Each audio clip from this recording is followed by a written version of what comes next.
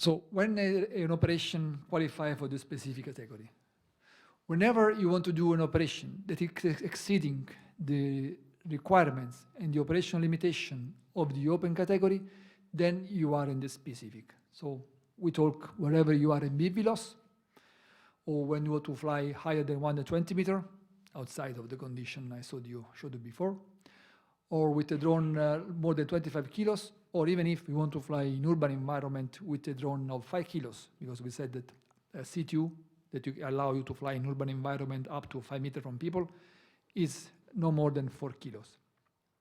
When you want to drop a material, or all the other conditions that are outside of the open category. The remote pilot age in this case is 16-year-old, unless supervised, and it might be reduced to 14-year-old, like it was in the open category, it was up to 20-year-old, here is 14, and then in that case, the reduction is only valid in the member state where you are allowed to fly, to operate with this lower age. So the most important element when you want to do an operation in the specific category is the conducting a risk assessment. So it's the operator has responsibility to identify how the operator wants to fly and what is the risk of the operation. Together with a number of international aviation authorities, like with the American FAA, the Chinese authority, and others, we developed a methodology that is called SORA, Specific Operation Risk Assessment. And this methodology has been published as AMC to the regulation 947. You will find as AMC to Article 11. Article 11 is the article defining how the risk assessment needs to be conducted. And then the AMC to this article provides all the elements on how you can conduct risk assessment. It's quite a long document because, as you can imagine, we need to consider all different aspects of the operation. So first of all, the operator is required to describe the concept of operation. This means that you need to describe the environment in which you want to fly to identify what then could be the possible risk. So what is the overflow area, the airspace in which you want to fly, what are the operational conditions, and also the characteristic of the aircraft. And you are required to identify mostly what is the size of the aircraft, so the length, the maximum dimension of the aircraft, because this will have a direct impact in case of flight on the area where the drone can endanger some people. So the methodology that we propose to use is the SORA, but if you have a different methodology, you can still use it because, as I told you, this is a certain means of compliance, is not mandatory. But we are sure that the SORA, this methodology, comply with the regulation. If you want to do something different, you need to show to your competent authority that your methodology still complies with the elements of the regulation. So the SORA helps you to identify all different elements, and at the end gives you the risk value of the operation called specific assurance and integrity level, SAIL. So there are three categories of risk. When the SAIL is 1 and 2, so the smaller part of the scale, we call it a low risk operation in the specific category. When the SAIL is 3 and 4 is medium risk. When 4 and 5 is in the high risk. So depending on what kind is the risk level, you have not only different requirements to demonstrate, but also the level of assurance is different. For example, for the low risk operation, the declaration provided by the operator is enough to show compliance with the requirements. So you can just declare that you are compliant with whatever is written is the outcome of the risk assessment. If we are in the SAIL 3 and 4, so medium risk, you need to supplement your declaration with some data, so then the NAA can identify any element, so can check this data, and maybe they can be reassured that your declaration is actually substantiated by something more evident. Then SAIL 5 and 6, high risk, you always need a third party that verifies your compliance with the requirements. So you identify the requirements, you build all the justification that you are compliant with it, you ask to a third party to verify it, and third party is either the competent authority or an entity recognized by the competent authority. Unless we talk about airworthiness, but we will talk later the airworthiness. So the risk assessment will help you to identify the operational safety objectives and the mitigation that are needed to have a safe and secure flight. So these operational safety objective mitigation are in terms of flight conditions, the operational limitation, the remote pilot and other personal competencies, the technical requirements for the US, and also the security and privacy elements. When you identify all these elements, you build the package that show compliance with all of this one. You submit the package to the competent authority. The competent authority verifies that they agree with your approach, your operation is safe, and then they give you the authorization. Only after the authorization, you can start the operation. This is the general principle for the open category. So risk assessment first by the operator, providing the elements to the NAA, and the NAA verify it, give you the authorization, and then you can fly. Now, the risk assessment may be quite complicated and depends on the operation. So especially for the small organization, we know that they may be challenging for them to conduct in the proper way. So we identified some alleviation, some cases in which we don't ask you to conduct the risk assessment. So first of all, we develop standard scenario. So what are standard scenario? Standard scenario are operations that are for the low risk environment. So for those operations that according to risk assessment fall in the SORA SAIL level 1 and 2, where we, EASA, with support of the member state, identified what are the conditions where you can fly. And I will show you two standard scenarios that we are just proposing to the Commission. So if your operation fits within the condition of the standard scenario, you are not required to conduct risk assessment because EASA already conducted risk assessment, so conducted the SORA for this operation. EASA already identified the detailed mitigation measures that needs to be implemented. And we developed a proposal to the European Commission to amend the regulation, adding an appendix to Regulation 947 that identified exactly the condition to fly in the standard scenario. So standard scenario will be dedicated to single operations, not to single flights. So you can have several flights within that operation, but will be for each operation in the lower category a standard scenario. This is something we'll develop then little by little.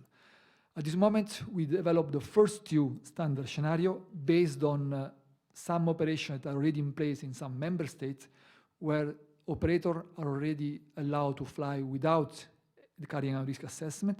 So what is asked to the operator? Is asked to be compliant with the appendix of the regulation and then just send a declaration to the competent authority using the format that is in the regulation, in which they declare and take responsibility of what they are saying. They are compliant with all the elements that are in the regulation. Then the NAA, the only thing that will check that the declaration is the same declaration provided in the regulation, so you are declaring exactly that one, and will give you a confirmation of receipt. So without any additional verification from the NAA. So you send the declaration, you wait for the confirmation, and we expect this one should be done electronically, so immediately. Also to make sure that when you send the declaration to any mailing address, you did not use the wrong mailing address, so you receive the confirmation from the NAA. Then you can start operating immediately without waiting for any additional activity from the NAA. So this is actually a big simplification for you. And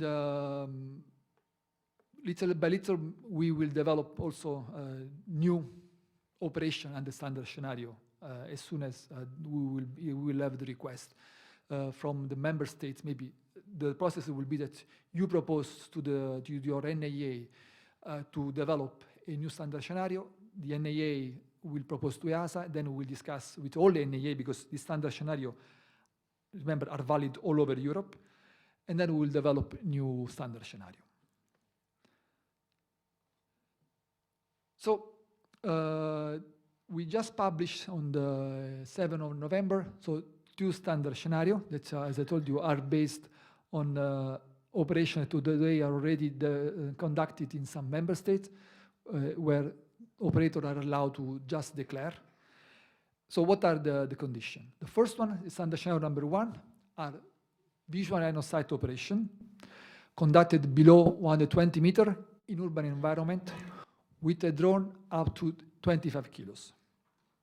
So as you can see, it's similar to the A2 open category. The A2 open category was visual line of sight, urban environment up to 4 kilos. Here we allow to do this operation up to 25 kilos. So you can do in urban environment, but under this condition. First of all, the operator is needed to require to identify the flight geography area, and you need to fence the area. So you need to make sure that the area that is overflown by the drone is protected. No one can enter, no uninvolved person can enter in that area. You are required to identify also a contingency area. What is a contingency area? The drone needs always to fly within the flight geography area. If for some reason the drone is exceeding the flight geography area because maybe there is a failure, maybe you have a lost link, whatever, then you need to develop some procedures, some contingency procedures to enable the drone to go back in the geography area. So the contingency area is the area where you need to put in place these contingency procedures when the drone is exceeding the geography area. Then still may happen that the contingency procedures are not effective, so the drone is still flying outside of what we call operational volume. And then we have the ground risk buffer, so this means that still need to have a buffer, an additional buffer of security where the uninvolved people are. And we require that the drone will have a flight termination system. So as soon as the drone is approaching the operational volume, the remote pilot needs to activate the flight termination system and immediately interrupt the operation.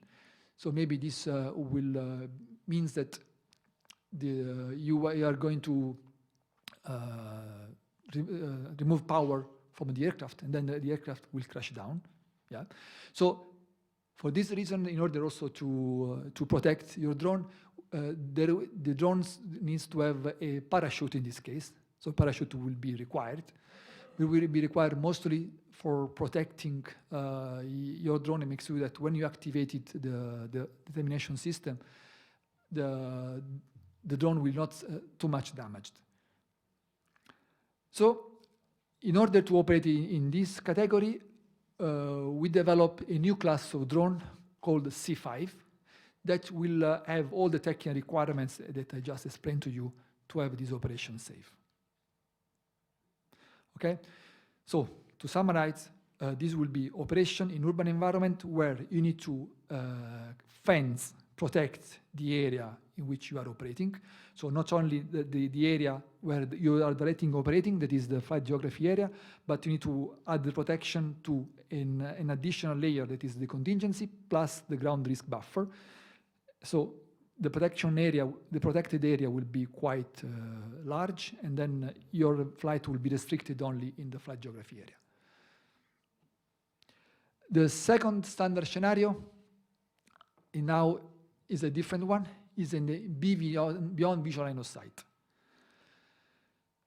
So still will be below 120 meters, but at this time will not be in urban environment, should be in sparsely populated area, so outside of town, with a drone up to 25 kilos. So the range may be different. So if you have only the remote pilot that is operating the drone, we have a range up to 1 kilometer. This means that there will be an area, a range up which the pilot is able to see clearly the drone, and this is the Velos area that is depicted here. Then you may fly the drone also at more than the area of Velos, up to 1 kilometer.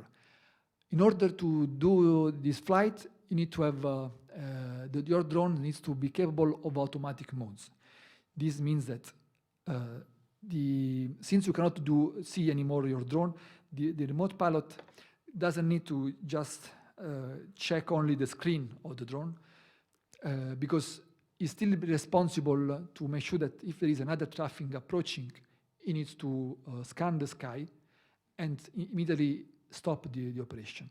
So if the drone is exceeding the Velos range, the drone needs to fly in automatic modes, and the remote pilot should concentrate his view on the area where he knows that the drone is flying, and then he is able to see if there is a big manned aircraft, so it's bigger than a drone, so it's easier to be seen. So he needs to stop the operation as soon as he sees another aircraft going closer to them. We allow, in the same standard scenario, to extend the range up to 2 kilometers if the remote pilot is employing visual observers. So visual observers are people that are spread in the area of operation, and their goal is to scan the sky in the area where the drone is flying and inform the pilot if there is any other traffic approaching. So here we require to have some kind of procedures in order to make sure that the communication is ensured. There is the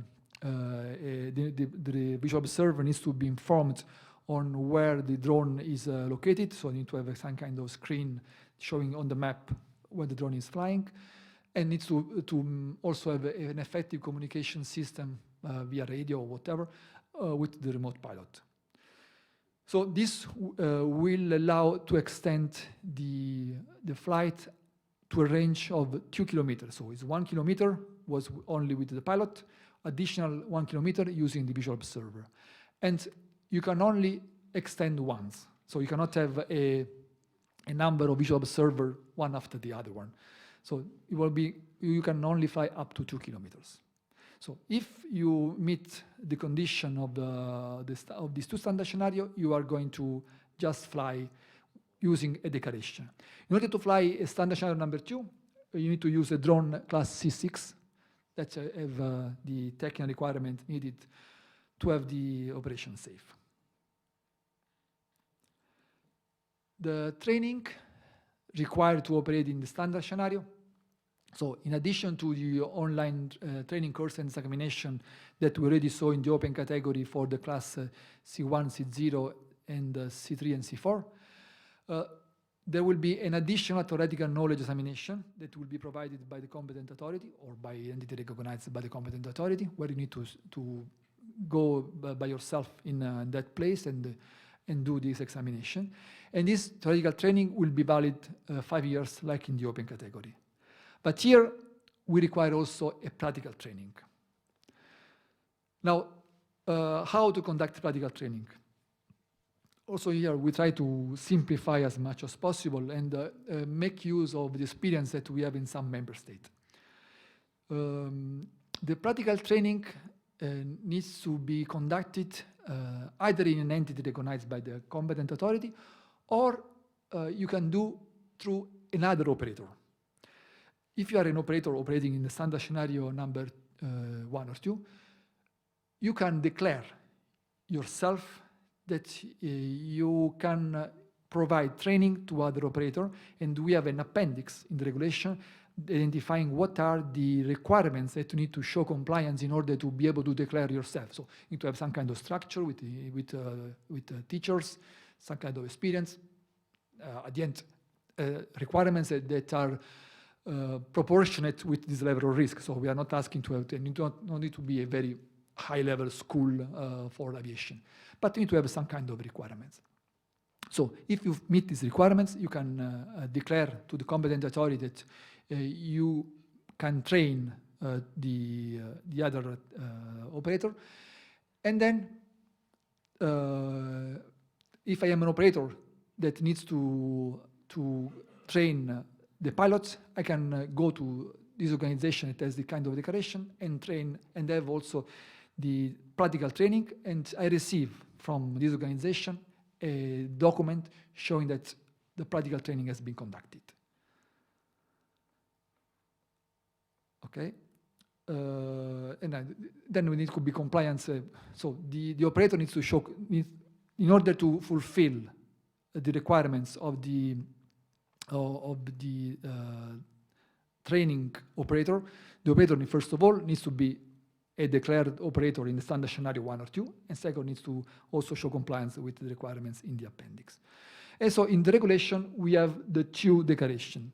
So if you want to conduct a standard scenario number 1 or 2, you need to use the declaration that is on the left side. If it said you want to provide practical training, you need to submit to the NAA the declaration that is on the right side. So even if there is no formal verification, additional verification from the NAA, after you submit one of the declaration, you will be part of the oversight of the NAA. So it means that the following day, maybe, the NAA may show up to you to check that what you said is correct, or maybe they can come after 1 month, 1 year. So we ask to have a risk-based oversight. So based on the risk of operation, based also on the maturity of the operator, the NAA will decide when they will come to see you. The applicability of this amendment. So as I said, we proposed to the Commission the amendment to the regulation. We are going to have the first discussion already in 2 weeks in Brussels, where all member states will come to discuss this regulation. And possibly the regulation may be adopted already by mid of next year. So as soon as they will be adopted, they will not be applicable immediately. We will give 18 months of time to the member state to organize themselves. Also because since you need to have a drone with a C5 or C6 class marking, you cannot immediately operate as next year, because the drone will not be available yet. So for the first 18 months, if the national regulation allow to do operation under declaration, you can still do operation and declaration based on national regulation. Otherwise, you just need to follow the current open category. After 18 months, instead, the new European regulation will start to be applicable. This means that new declaration can only be submitted based on the European regulation. If you already submitted a declaration based on national regulation, maybe the day before the date of applicability, this declaration may be valid for 2 years. But then after, only the European regulation will be applicable, so only declaration under European regulation will be acceptable. So the standard scenario are applicable, so are alleviation only applicable to lower risk operations, so SAIL 1 and 2. But we would like also to give some kind of alleviation for the operations that are in the higher risk of operation. So SAIL 2, 3, 4, 5, 6. No, 3, 4, 5, 6. So for this one, we developed another system that is called predefined risk assessment, where still EASA, with support of member states, identify the operational environment, characterizing what are the elements of the air risk and ground risk of the operation. We will conduct the SORA, and we do a sort of pre-application of the SORA, preparing the package that the operator needs to submit to the NAA to ask for authorization. But while in the standard scenario, the requirements are very prescriptive, there is no way for you to have interpretation or to make changes. It's like in the open category. Either you fly in this condition or you are out. Here, since we are talking about a bit more complicated operation where we need some kind of adaptation of the operator to what is the scenario that we have in mind, still the operator is required to ask for an authorization to the NAA. So will be simplified because you don't need to carry out all the SORA. You already have the main elements already there. So you just need to make the small adaptation required to the package that will be published by EASA. Then also the NAA will be simplify their job because they don't need to review a complete risk assessment on only a few elements. And then the NAA will give you the authorization, and only after you have the authorization you can fly. So this is a simplified way to conduct this kind of operation. So also in this case, as soon as you submit this authorization, request for authorization, you will undergo to the oversight of the NAA, so they can come to inspect you to check if you have everything in place. So the predefined risk assessment, and differently from the standard scenario, they are not part of the regulation, but they are AMC to the regulation. So the MC is what we call a soft rule. So this means that our documents directly published by EASA, not approved by the European Commission through a different process. So we have some more flexibility to build it. And the first predefined risk assessment was already published with the MCAGM that we published in October. So you can find in our regulation. So, and what is for? This is it's very similar for the standard scenario number 2. So we are talking still in BVLOS operation below 120 meters in controlled airspace over population density, over sparsely populated area environment with a drone up 25 kilos. Now the difference is that if the pilot is flying by himself, still he has a range of 1 kilometer. But if the pilot is using visual observer, you can have now here an array of visual observer. We don't identify what is the minimum number. Now, since the member state, the NAA, will check your procedures, if you want to propose 20 visual observers, a big array, you need to demonstrate them that you are a very effective way to control them. But at the end, there will be the verification from them. So potentially, you can do as many as you want. Okay, so this will enable some kind of long-range operations already today. So as you know, that we still don't have an acceptable detect and avoid. So today, the only way to fly it in VVLOS is to using visual observer. But now you can work with can do some operation quite nice also with this PD array. We are developing additional PD array, which we are making use of this international forum that I showed you before, that also helped us to develop the risk assessment, the SORA. So the new PD array that we are developing, and then maybe by the end of next year, they will be published as AMC. The first one is a BVLOS, below 120 meters in controlled airspace, over sparsely populated area, with drones up to 3 meter dimensions. In this case, without the use of a visual observer. And the second one is a BVLOS in the restricted airspace, over sparsely populated area, still with a drone below than 3 meters. So this one is something that we are still developing, so you will have additional information in the next months. Now, as I told you, the risk assessment provide you all the elements to conduct the safe operation in terms of operational requirements, of pilot competency, and also on technical requirements on the drone. The competency of verification of the different elements of the operation are split between Europe and the member state. So member states are responsible for operational requirements and pilot license, while instead Europe, through EASA, is responsible of verification of technical requirements. So this means that when you are operating in the specific category, you need to show compliance to the technical requirements in which way?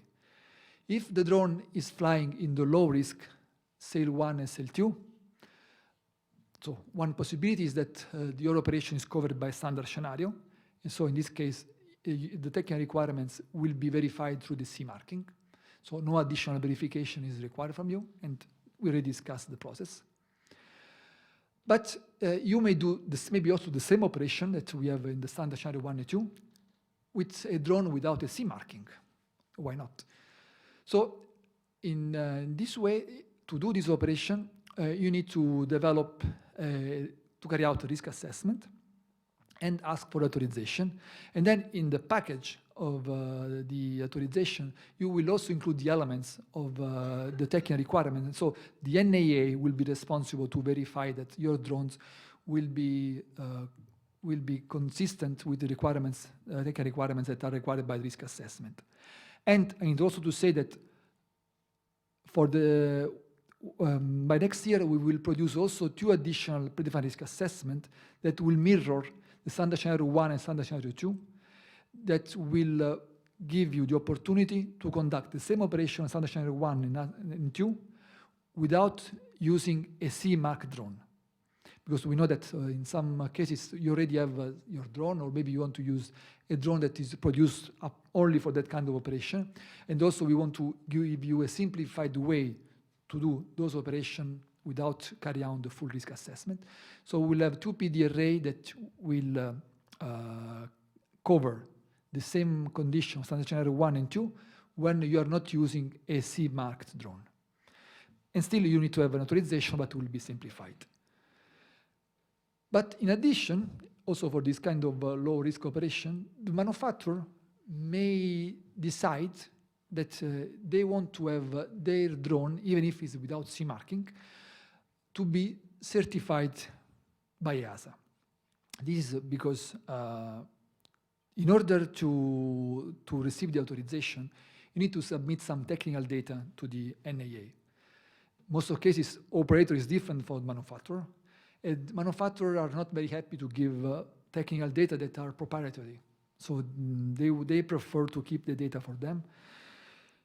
And also, they can have a business case, and so an operator can maybe be incentivized to use a drone that already has a certificate from EASA. So the operator does not need to show compliance with technical requirements because it's already ensured by the type certificate of EASA. When we talk about type certificate, we are developing some new process that will be included in the MPA that we publish next year, where we are going to simplify the certification process for the lower risk category of the specific category, because type certificate is a terminology very well known in the aviation world, and is regulated by a regulation called Part 21, and can be quite complicated. It is more for the very large aircraft. So we are going to develop a simplified version of this certification process that is proportionate with this level of risk.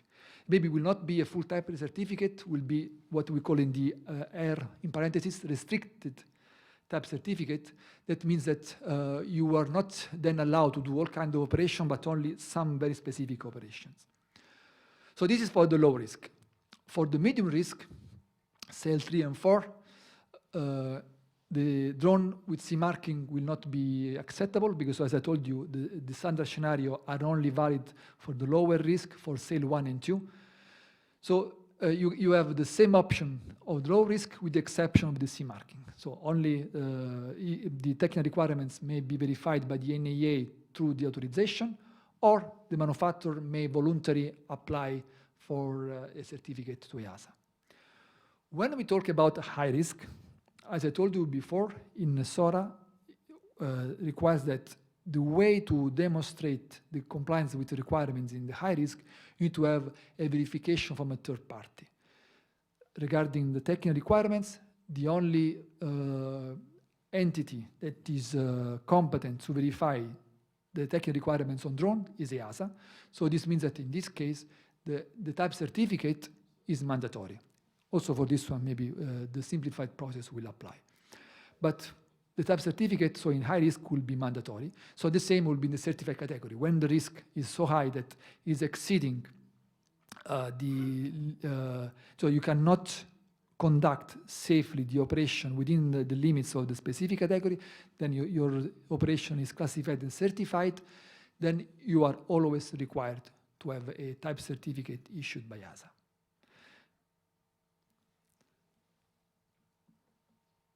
The cross-border operation.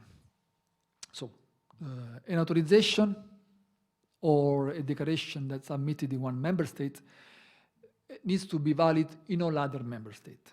So this means that when I decide to do an operation in my country, I identify all the concept of operation, I carry out risk assessment, and then identify the mitigation, the operation safety objective. I ask to the authorization to the NAA, and then the NAA gives me the authorization. Let's assume that in order to fly safely the operation in one nation, in order to reduce the time that the exposure time to populated area, I conduct most of my flight over a river. If I want to do the same operation in another country, what I should do? I don't need to reconduct again the risk assessment, because the risk assessment is for the operation that has the same level in terms of air risk and ground risk. But maybe in the area where I'm going to fly, I don't have the same characteristics of the orography. So maybe I need to find a different path. So maybe there will be some additional conditions that are published by the member state for that area. So the only thing that I need to comply, in addition to what already have the authorization from my member state, is on this local condition. So when I operate in the second member state, I only need to send a copy of my authorization that I received from the administrator registration, and the adaptation of the local condition, so the adaptation of my mitigation based on the local condition. Then I will receive from the NAA of operation an approval only on these local conditions, and then I can start the operation. So at the end is a very simplified process. The verification is only limited to these local conditions. When instead I want to do an operation covered by standard scenario, so for which I don't ask for an authorization, but a declaration is enough. So first I do the process in my country, submit the declaration to the NAA, receiving the confirmation receipt of completeness from the NAA. And then if I want to do the same operation in the second member state, I just submit to the NAA operation the declaration plus the confirmation of receipt, the completeness that I receive from my member state, and then I can start the operation. So nothing more. So this will really help the operation in to be conducted all over Europe. Another possibility that we give to the operator in the specific category is the light US operator certificate. Look, we call it light not because it's only for light drones, but is a light version of a certificate. You may be aware that for the operator in the manned aviation, we ask for the AOC, Air Operator Certificate. It is a quite complicated certificate that we need to show several requirements. Here we have a light version of that certificate. So still, the requirements are based on the safety management system, SMS, that ensure that the operator is as an organization such that is able to assess the risk of an operation. So the operator may ask voluntarily to the NAA to come to them, show how they are organized, show that they have a structure, they have procedures, they are able to assess risk of an operation. And then when they are approved by the NAA, they can have some privileges. What kind of a privilege? Depending on the level of maturity of the operator, the privilege may be to operate according to standard scenario without submitting declaration. Maybe this will be the lower level of privilege. If they show more maturity, they can also self-authorize the operation according to a predefined risk assessment. Or the highest level of privilege is also to self-authorize operation for which a predefined risk assessment is not be published, so is a new operation for which the risk needs to be completely assessed by scratch. But they may have the privilege to conduct this assessment, self-authorize, and then fly without asking for any permission to the NAA. Still, this operator will undergo to the oversight of the competent authority, so regularly they will be inspected to make sure that the operation are conducted in a safe way, and the way they are conducted is according to the regulation. And this certificate that is issued in one nation is valid all over Europe. So once you are approved in Slovenia, you don't need any kind of additional approval within the privilege that you had when you are operating in other country. So it is a quite powerful tool. You can imagine that it requires to have some kind of verification, and so the NEA will make some checks on how is your structure. So to summarize the specific category, so we have 4 options possible. So the first option is that you carry out the risk assessment according to the SORA, that is the MC to the regulation, and then you ask for an authorization. You have the approval of the authorization by the competent authority, and only after you start the operation. A second possibility, if your operation is within one of the predefined risk assessment that has been published by EASA, as MC2 is the first one, then tomorrow we'll have MC3, 4, 5, a number of AMC, to Article 11 again. You submit the package to the competent authority before starting operation, and then after you have the approval, you can start the operation. If instead your operation is within the requirements of the standard scenario, that is so the requirements in the appendix to the regulation, you just submit the declaration and then you start the operation. Or if you decide to be recognized as a LUC by your competent authority, then you can obtain the privilege, and within the privilege you can start the operation also without asking for an authorization, if it's part of your privileges. The regulation 947 so start to be applicable from 1st July 2020. This means that by 1st of July, all operations in the specific category need to follow the process that I showed you before. Risk assessment, predefined risk assessment. But you need to have always an authorization. We are going to publish a number of predefined risk assessments. So we see that we have already the first, we have in development additional one, but our intent in the future is to cover the vast majority of the operation conducted in Europe. So we should reduce as much as possible the number of time in which you are required to carry out risk assessment by scratch. So also in this case, you may propose to develop a predefined risk assessment to your competent authority, and then the competent authority will propose to EASA, and we'll discuss together with the other member states, and we'll develop additional MC. So we plan to publish every year a number of predefined risk assessment based on the request, and so the prioritization will be based on those that are more used today in Europe. Also for the standard scenario, we already developed the first two. And as soon as we will receive additional requests by the member state, we will develop additional standard scenario. So this is covering one of the questions we had before.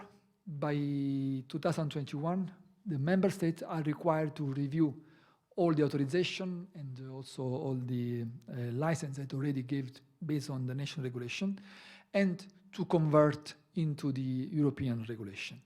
So to make sure that at the end of 2021, either you can continue to fly using your previous authorization if it is considered is consistent with the European regulation, or you do whatever delta that the competent authority needs, thinks that is needed.